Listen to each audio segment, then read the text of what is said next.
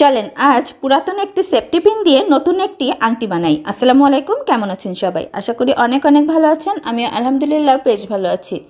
প্রথমে এই সেফটি পিনটি আমি কেটে নিয়েছি একটি জুয়েলারি কাটিং প্লাস দিয়ে, তবে আপনারা যে কোনো প্লাস দিয়ে এটি করতে পারবেন। এবার জুয়েলারি সেট করার আরও একটি প্লাস দিয়ে বেঁকিয়ে নিচ্ছি। এটাও আপনারা হাত দিয়েই ইজিলি করে ফেলতে পারবেন।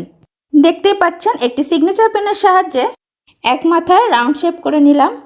এবার আঙুলের মাপ অনুযায়ী রিংটি পেঁচিয়ে নেব আর বাড়তি অংশ কেটে রিংটি হাতের সাথে সেট করে নেব। যে অংশটা রাউন্ড ছিল সেখানে আমি কিছুটা রাইনস্টোন ব্যবহার করব, আর যে অংশটা ওপরের দিকে সেখানে একটি পার্ল সেট করে নেব।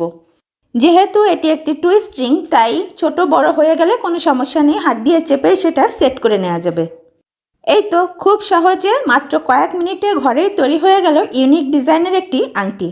আজকের ইজি আইডিয়া আপনাদের কেমন লাগলো অবশ্যই জানাবেন। ভালো থাকবেন সবাই, আল্লাহ হাফেজ।